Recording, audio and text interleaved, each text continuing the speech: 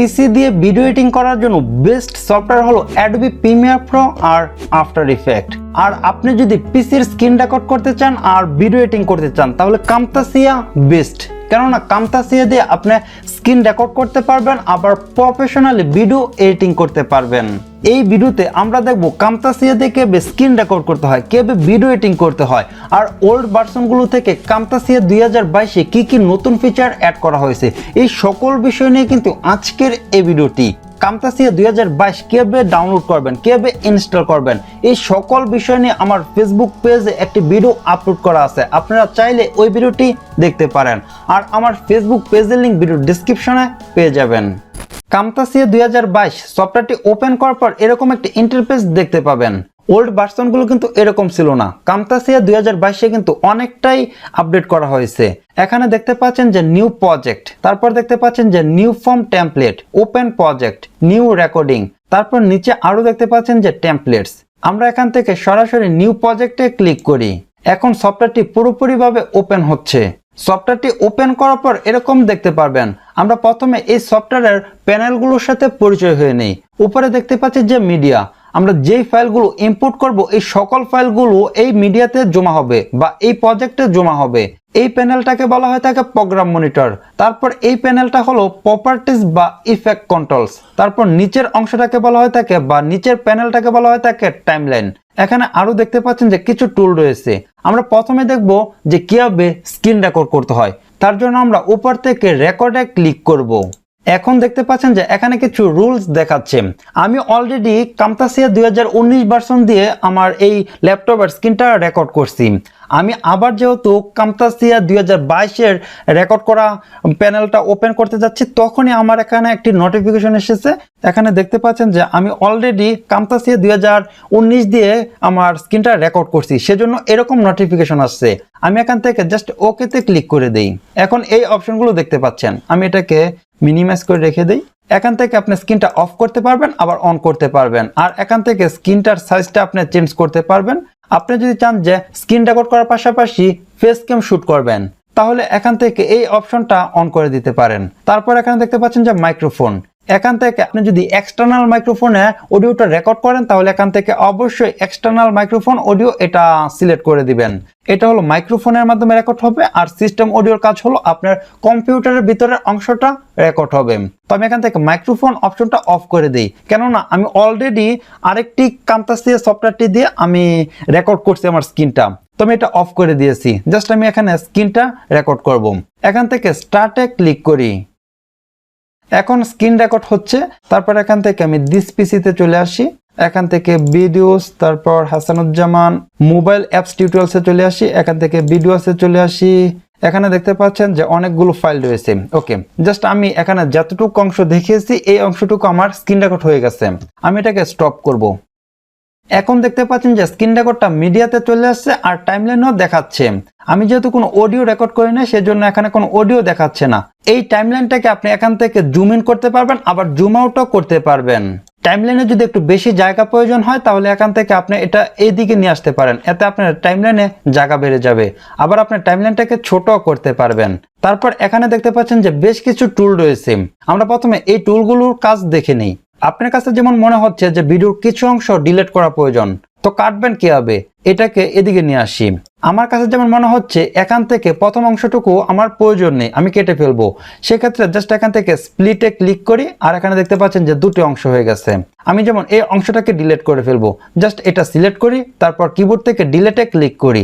এখন দেখতে পাচ্ছেন যে এই অংশটুকু ডিলিট হয়ে গেছে। আমি এটাকে এদিকে নিয়ে আসি। এখন আপনি যেই ফাইলটাকে কাট করবেন ওই ফাইলটা প্রথমে সিলেক্ট করবেন, তারপর এখান থেকে কাটে ক্লিক করলে ওই ফাইলটা কাট হয়ে যাবে। তারপর দেখতে পাচ্ছেন যে কপি, আপনি এখান থেকে ফাইল কপি করতে পারবেন। তারপর আপনি যে ফাইলগুলো কাট করেছেন, কপি করেছেন, এই ফাইলগুলো আপনি এখান থেকে পেস্ট করতে পারবেন। তারপর এখানে দেখতে পাচ্ছেন যে ক্যামেরা আইকন রয়েছে।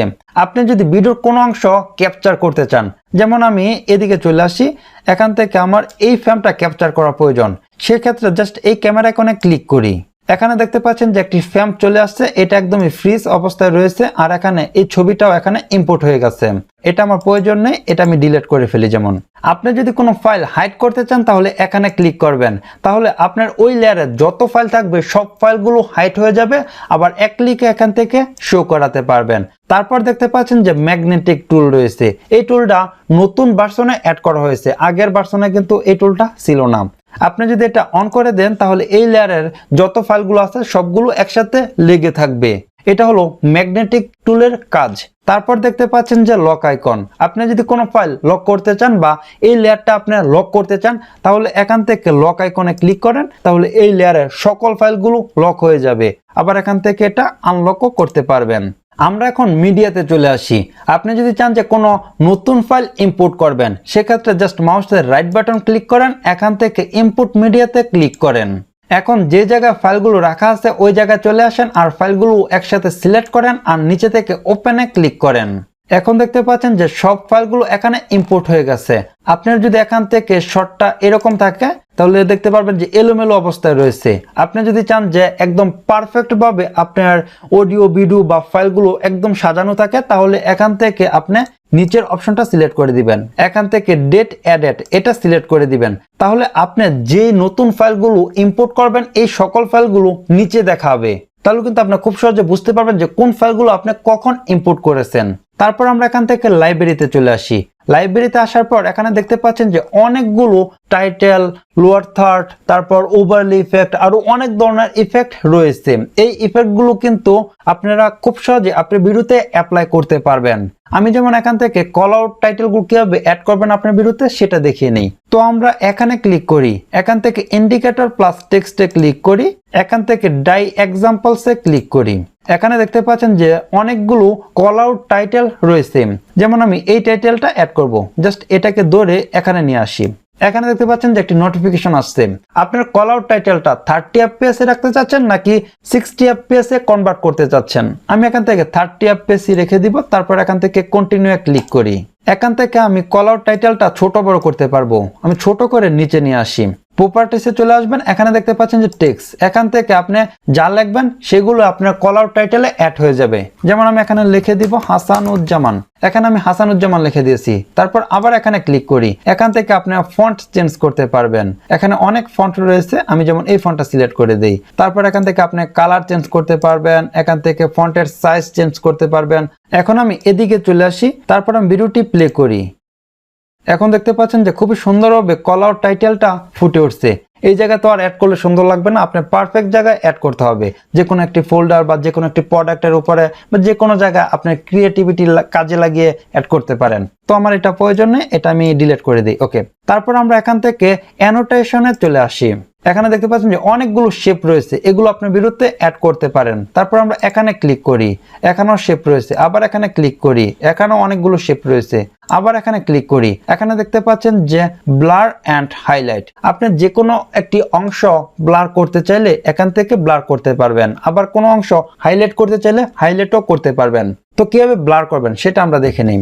আমরা যেমন চাচ্ছি যেখানে 3টা লাইন রয়েছে ফোল্ডারের, আমরা নিচের লাইনটাকে ব্লার করে দিব যাতে করে অন্য কেউ না দেখতে পারে।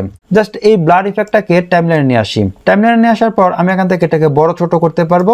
এই ব্লারটাকে নিচে নিয়ে আসি, এখন আমি এটাকে এখান থেকে ছোট বড় করতে পারবো। এদিকে নিয়ে আসি, ওকে, এখান থেকে একটু প্রথমে নিয়ে আসি।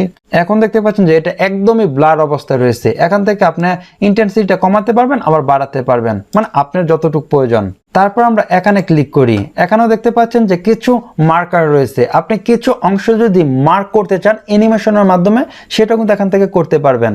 তারপর এখানে ক্লিক করি, এখানে দেখতে পাচ্ছেন যে কিবোর্ডের বাটন, আপনি যদি কোনো স্ক্রিন রেকর্ডে কোনো কিবোর্ডের বাটন অ্যাড করতে চান তাহলে এখান থেকে খুব সহজেই অ্যাড করতে পারবেন। তো আমার এটাকেও প্রয়োজন নেই, এটাকে সিলেক্ট করি আর এটাকে ডিলিট করে দেই। তারপর আমরা এখান থেকে ট্রানজিশনে চলে আসি। ট্রানজিশনে আসার পর এখানে দেখতে পাচ্ছেন যে অনেক ট্রানজিশন রয়েছে। এখন যে কোনো একটি ভিডিওতে ট্রানজিশন ইফেক্ট অ্যাড করব, সেজন্য আমরা মিডিয়াতে চলে আসি। এখান থেকে আমি এই ভিডিওটা টাইমলাইনে নিয়ে আসি, তারপর আবার এই ভিডিওটাকেও টাইমলাইনে নিয়ে আসি। এখন আমি দুটো ভিডিওর মাঝখানে ট্রানজিশন ইফেক্ট অ্যাড করব। এখান থেকে ট্রানজিশনে চলে আসি, যে কোনো ট্রানজিশন আপনি এখান থেকে সিলেক্ট করেন, তারপর এখানে এনে ছেড়ে দিন, মানে দুই ভিডিওর মাঝখানে এনে ছেড়ে দিবেন, তাহলে ট্রানজিশন ইফেক্টটা অ্যাড হয়ে যাবে। আমি যদি এখন ভিডিওটা প্লে করি, দেখতে পাচ্ছেন যে খুবই সুন্দরভাবে একটি ট্রানজিশন ইফেক্ট অ্যাড হয়ে গেছে।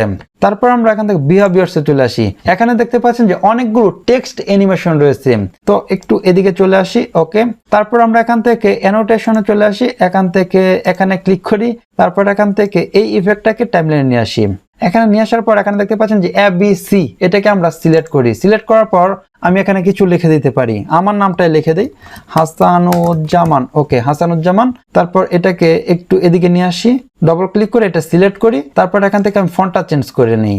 ফন্টটা চেঞ্জ করার পর এখান থেকে আমি কালারটাও চেঞ্জ করে নিই। তো আমি প্রথমে এখানে ক্লিক করি আর এটাকে আবার সিলেক্ট করি, এটাকে নিচে নিয়ে আসি। ওকে, এখন আমি এখান থেকে বিহেভিয়ার্সে চলে আসি। আমি যেমন এই অ্যানিমেশনটা অ্যাড করব, জাস্ট এটা সিলেক্ট করি, তারপর এই টেক্সটের উপরে এনে ছেড়ে দেই। এখন যদি আমি ভিডিওটা প্লে করি, দেখতে পাচ্ছেন যে এখানে টেক্সটটা অ্যানিমেশন হচ্ছে। তারপর আমরা এখান থেকে অ্যানিমেশনে চলে আসি, আমরা এখান থেকে স্ক্রিন রেকর্ডে চলে আসি। আপনার কাছে যেমন মনে হচ্ছে যে কিছু অংশ জুম করে দেখানো প্রয়োজন, যেমন আমি এখান থেকে এই অংশটুকু একটু জুম করব, এই অংশটুকু। ওকে, তারপর আমি এখান থেকে এইদিকে নিয়ে আসি, আরেকটু এদিকে নিয়ে আসি। ওকে, এতটুকু রাখি। এখন দেখতে পাচ্ছেন যে এই মাউস যে জায়গায় আছে, যে ফোল্ডারটার উপরে আছে, এটা অনেকটাই জুম হয়ে গেছে। আর এখানে একটি পয়েন্ট অ্যাড হয়ে গেছে, এটা হলো অ্যানিমেশন পয়েন্ট। এটাকে আপনি ডিউরেশনটা বাড়াতে পারবেন, আবার কমাতে পারবেন এরকম ভাবে। তো আমি একটু ডিউরেশনটা বাড়িয়ে দেই। তারপর আমি একটু এদিকে চলে আসি। এখন তো এটা জুম হয়েছে, জুম আউট করাও তো শিখতে হবে। সেক্ষেত্রে আপনি জাস্ট এখান থেকে স্কেল টু ফিটে ক্লিক করেন। এখন দেখতে পাচ্ছেন যে এখানে আরেকটি অ্যানিমেশন অ্যাড হয়ে গেছে আর এটা জুম আউট হয়ে গেছে। আর এই অ্যানিমেশনের ডিউরেশনটাও একটু বাড়িয়ে দেই। ওকে, এখন যদি আমি এখান থেকে প্লে করি, এখন দেখতে পাচ্ছেন যে এটা আস্তে আস্তে জুম ইন হচ্ছে।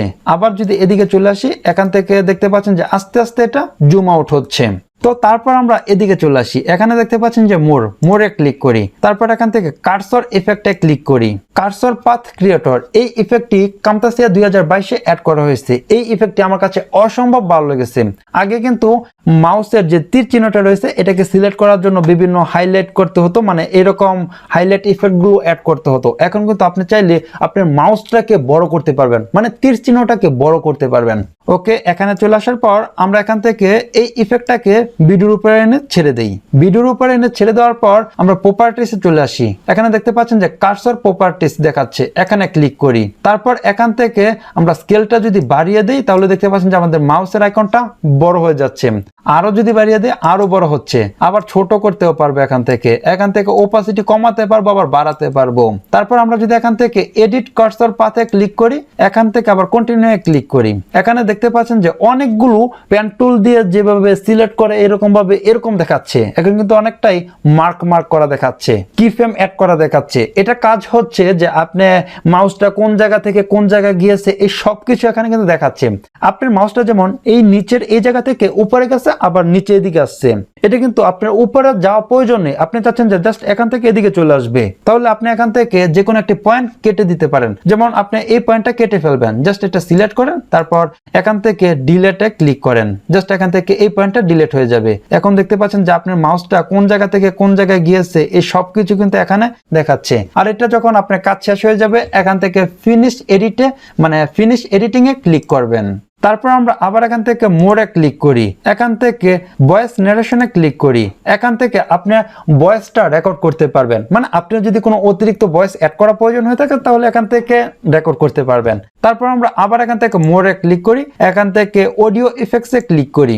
এখানে দেখতে পাচ্ছেন যে বেশ কিছু অডিও ইফেক্ট রয়েছে, তবে এখান থেকে স্পেশাল হচ্ছে নয়েজ রিমুভার। এইটার মাধ্যমে আপনার ভয়েসের যে নয়েজ গুলো আছে, এগুলো অনেকটাই রিমুভ করতে পারবেন। তবে 100% যে কাজ করবে এটা না, কিন্তু মোটামুটি ভালো নয়েজ রিমুভ করে এই ইফেক্টের মাধ্যমে। তারপর আপনি এখান থেকে ফেড ইন অ্যাড করতে পারবেন, ফেড আউট অ্যাড করতে পারবেন, আপনার অডিওটাকে এখান থেকে এডিট করতে পারবেন, আপনার অডিওটা ফাস্ট বা স্লো করতে পারবেন। তারপর আমরা এখান থেকে মোরে ক্লিক করি, এখান থেকে ভার্চুয়াল ইফেক্টসে ক্লিক করি। এখানে তো আরো অনেক বেশি পরিবর্তন এসেছে।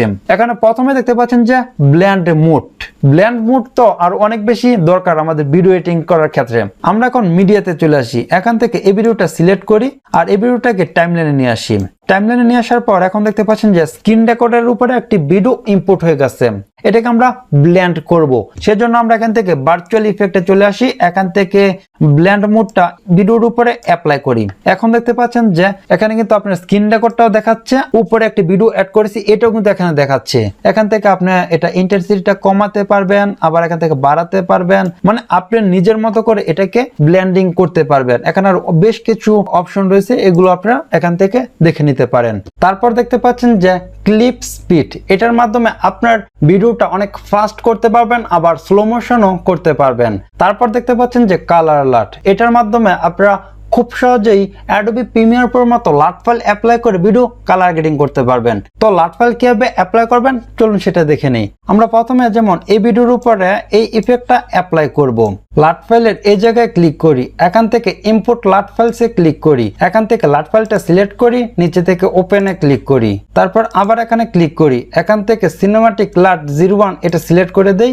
আর এখানে দেখতে পাচ্ছেন যে লাট ফাইলটা এই ভিডিওতে অ্যাপ্লাই হয়ে গেছে। তো আমরা এখান থেকে এটা অফ করি, দেখি যে আগে ছিল এরকম, লাট ফাইল অ্যাপ্লাই করার পর হলো এরকম। তারপর এখান থেকে ইন্টেন্সিটি কমাতে পারবেন, আবার বাড়াতেও পারবেন। তারপর এখানে আপনি আরো দেখতে পারবেন যে কালার অ্যাডজাস্ট, তারপর এখানে আরো অনেকগুলো ইফেক্ট রয়েছে, এগুলো আপনারা এক এক করে দেখে নেবেন। তারপর এখানে দেখতে পাচ্ছেন যে রিমুভ এ কালার, আপনি যদি কোনো গ্রিন স্ক্রিন রিমুভ করতে চান তাহলে এই ইফেক্টের মাধ্যমে একদম সহজে আপনার গ্রিন স্ক্রিনটা রিমুভ করতে পারবেন।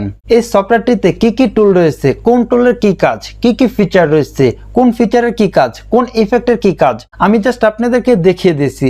আপনারা এটা ফলো করে আপনাদের নিজের মতো করে ভিডিও এডিটিং করবেন। ফাইনালি ভিডিওটি এক্সপোর্ট করার জন্য উপর থেকে এক্সপোর্টে ক্লিক করেন। এখানে এক্সপোর্ট করার জন্য দুটি অপশন দেখতে পারবেন, একটি হলো লেগেসি লোকাল ফাইল, এটি ওল্ড ভার্সনগুলোতে ছিল, আর নতুন ভার্সনে এই লোকাল ফাইলটা অ্যাড করা হয়েছে। আমি জাস্ট লোকাল ফাইলে ক্লিক করি, এখানে দেখতে পাচ্ছেন যে ফাইল নেম, এখানে আপনার ফাইলের নাম দিয়ে দিবেন। তারপর এখান থেকে অবশ্যই MP4টা সিলেক্ট করে দিবেন। আপনার ফাইলটা কোথায় সেভ করতে চাচ্ছেন সেটা লোকেশনটা এখান থেকে সেট করে দিবেন। তারপর এখান থেকে অ্যাডভান্স সেটিংসে ক্লিক করেন, এখানে ক্লিক করেন। এখানে আপনি অনেকগুলো রেজুলেশন দেখতে পারবেন, মানে আপনি কোন রেজুলেশনে আপনার ভিডিওটা সেভ করতে চাচ্ছেন। আপনি এখান থেকে 4K তো আপনি ভিডিওটা সেভ করতে পারবেন। আমি এখান থেকে ফুল এইচডিটা সিলেক্ট করে দিই, তারপর এখান থেকে এনকোডিং এ ক্লিক করি, এখান থেকে আপনি ফ্রেম রেটটা সিলেক্ট করতে পারবেন, কোয়ালিটি কমাতে পারবেন, আবার বাড়াতেও পারবেন। অডিওতে ক্লিক করার পর এখান থেকে আপনি অডিওর বিট রেটটাও বাড়াতে পারবেন, আবার কমাতেও পারবেন। আর নিচে থেকে এক্সপোর্টে ক্লিক করে আপনার ভিডিওটি এক্সপোর্ট করতে পারবেন। এই ভিডিওটি ভালো লাগলে অবশ্যই লাইক করবেন, আর চ্যানেলে নতুন হয়ে থাকলে চ্যানেলটি সাবস্ক্রাইব করে দিবেন। আর এই ভিডিওতে যদি আপনার বুঝতে কোন রকম সমস্যা হয়ে থাকে সেটা আপনি কমেন্টস করে জানাতে পারেন, বা আমাদের ফেসবুক গ্রুপে আপনার সমস্যাটা শেয়ার করতে পারেন, ইনশাল্লাহ সমাধান পেয়ে যাবেন। তো আজ এ পর্যন্তই, দেখাবো অন্য কোনো ভিডিওতে। আল্লাহ হাফেজ।